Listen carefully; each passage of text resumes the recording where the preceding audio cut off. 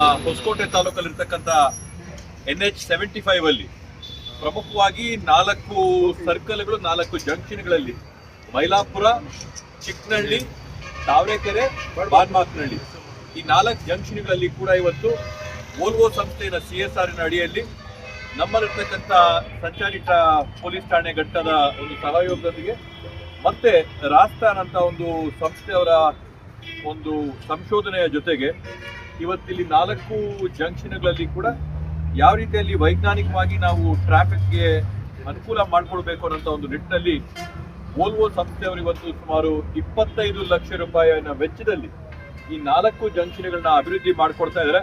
ಅವ್ರಿಗೆ ನಮ್ಮೆಲ್ಲರ ಪರವಾಗಿ ಮನಸ್ಪೂರ್ವಕವಾದಂತಹ ಧನ್ಯವಾದಗಳನ್ನ ಈ ಸಂದರ್ಭದಲ್ಲಿ ನಾವು ಕೋರ್ತಾ ಇದ್ದೀವಿ.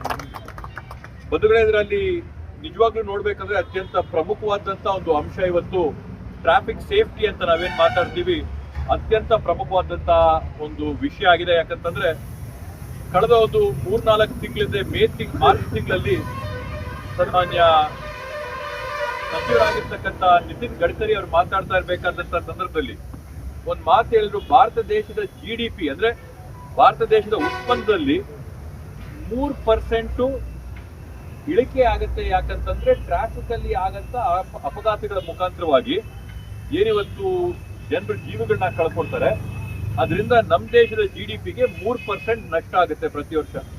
ಅಂತಂದ್ರೆ 18 ರಿಂದ 45 ವಯಸ್ಸಿನ ಜನ ಪ್ರತಿ ವರ್ಷ ಸುಮಾರು 2 ಲಕ್ಷ ಜನ ರಸ್ತೆ ಅಪಘಾತಗಳಿಗೆ ತಮ್ಮ ಪ್ರಾಣಗಳನ್ನ ಕಳ್ಕೊತಾ ಇದ್ದಾರೆ. ಅಂದ್ರೆ ಯಾವ ಒಂದು ದೊಡ್ಡ ಮಟ್ಟದಲ್ಲಿ ಇವತ್ತು ಮಾನವ ಸಂಪನ್ಮೂಲದ ನಷ್ಟ ಇವತ್ತಾಗ್ತಾ ಇದೆ, ಮಾನವ ಸಂಪನ್ಮೂಲದ ನಾಶ ಈ ದೇಶಕ್ಕೆ ಆಗ್ತಾ ಇದೆ ಅಂತ ಹೇಳಿ ರಸ್ತೆ ಅಪಘಾತಗಳಿಂದ ಅಂತ ನಾವು ಗಮನಿಸಬೇಕಾಗ್ತದೆ. ಇಲ್ಲಿ ನಾವು ನೋಡ್ದಂಗೆ ಚಿಕ್ಕನಹಳ್ಳಿ ಆಗಿರ್ಬೋದು, ಮೈಲಾಪುರ ಆಗಿರ್ಬೋದು, ಇತ್ತೀಚೆಗೆ ಕಳೆದ ಒಂದು 1.5 ತಿಂಗಳಿಂದ ಆಂಧ್ರ ಪ್ರದೇಶದ ಒಂದು ಗಾಡಿ ಬಂದು ಇಲ್ಲಿ ಟಿಪ್ಪರ್ಗೆ ಆಕ್ಸಿಡೆಂಟ್ ಆಗಿ ನಾವು ನೋಡ್ದಂಗೆ ಅತ್ಯಂತ ಬೇಜಾರಾಗಿದ್ದೇನಂತಂದ್ರೆ ಸಣ್ಣ ವಯಸ್ಸಿನ ಮಕ್ಕಳು 11 ವರ್ಷ 12 ವರ್ಷದ ಮಕ್ಕಳು ಪಾಪ ಇವತ್ತು ಕೂಡ ಅವ್ರಿಗೆ ಜೀವ ಏನಂತ ಗೊತ್ತಿಲ್ಲ, ಅವ್ರವ್ರ ಪ್ರಾಣಗಳನ್ನ ಕಳ್ಕೊಂಡಂಥದ್ದು ನಮಗ್ ಕಣ್ಣಾರೆ ನೋಡಿದ್ರೆ ನಮ್ಮ ಕಣ್ಣಲ್ಲೇ ನೀರುಗಳು ಬಂತು. ಆ ರೀತಿಯಾದಂತಹ ಘಟನೆಗಳು ಆಗ್ಬಾರ್ದು ಅಂತೇಳಿ ನಮ್ಮ ಭಾಗದಲ್ಲಿ ಇರ್ತಕ್ಕಂಥ ಈ ಎಲ್ಲ ಜಂಕ್ಷನ್ಗಳಲ್ಲಿ ಏನೇನ್ ಬೇಕು, ರಂಬಲ್ ಸ್ಟ್ರಿಪ್ ಆಗಿರ್ಬೋದು, ಕ್ಯಾಟೈಸ್ ಆಗಿರ್ಬೋದು, ಅದಕ್ಕೆ ಬೇಕಾದಂತ ಸೂಕ್ತವಾದಂಥ ಸೈನೇಜ್ಗಳಾಗಿರ್ಬೋದು, ಇವೆಲ್ಲವನ್ನೂ ಕೂಡ ಮಾಡಿಕೊಟ್ಟು ಇನ್ನ ಕೆಲವೊಂದು ಕಡೆ ಎಲ್ಲಿ ಮೀಡಿಯನ್ ಮಾಡಬೇಕು, ಮೀಡಿಯನ್ ಅಭಿವೃದ್ಧಿ ಕೆಲಸಗಳನ್ನೆಲ್ಲಾನು ಕೂಡ ಇವತ್ತು ಸುಮಾರು 25 ಲಕ್ಷ ರೂಪಾಯಿ ವೆಚ್ಚದಲ್ಲಿ ವೋಲ್ವೋ ಸಂಸ್ಥೆಯವರು ಮಾಡಿಕೊಡ್ತಾ ಇದ್ದಾರೆ. ವೋಲ್ವೋ ಸಂಸ್ಥೆಯವರು ಬರೀ ಇದೊಂದೇ ಅಲ್ಲ, ಅತ್ಯಂತ ಸಂತೋಷದಿಂದ ಇನ್ನೊಂದು ಮಾತಂದ್ಕೊಂಡು ಹೇಳಿದ್ರೆ ತಾವರೆಕೆರೆ ಗ್ರಾಮದಲ್ಲಿರ್ತಕ್ಕಂಥ ಶಾಲೆನ ಆಯ್ಕೆ ಮಾಡಿಕೊಂಡು ಮಾದರಿ ಶಾಲೆ ಮಾಡಬೇಕು ಅಂತೇಳಿ ಕರ್ನಾಟಕ ರಾಜ್ಯದ ಒಂದು ಬಹುದೊಡ್ಡ ಕಾರ್ಯಕ್ರಮ ಯೋಜನೆ.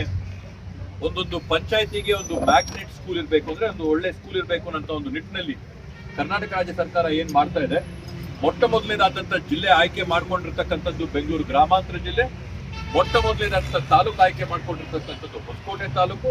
ಅದರಲ್ಲಿ ಮೊಟ್ಟ ಮೊದಲ ಶಾಲೆ ಅಂತಂದ್ರೆ ತಾವರೆಕೆರೆ ಶಾಲೆ ಇವತ್ತು ವೋಲ್ವೋ ಸಂಸ್ಥೆಯ ವತಿಯಿಂದ ಮ್ಯಾಗ್ನೆಟ್ ಸ್ಕೂಲ್ ಅಂತ ಆಯ್ಕೆ ಮಾಡಿಕೊಂಡು ಸಂಸ್ಥೆಯವರು ಸುಮಾರು 3.5 ಕೋಟಿಗಿಂತ ಹೆಚ್ಚು ಹಣ ಇವತ್ತು ಖರ್ಚು ಮಾಡಿ LKG ಇಂದ ಹಿಡಿದು PUC ವರೆಗೂ ಅಲ್ಲಿ ವಿದ್ಯಾಭ್ಯಾಸ ಯಾವ ತರ ಕೊಡೋದ್ರ ಬಗ್ಗೆ ಮಾಡ್ತಾ ಇದ್ದಾರೆ.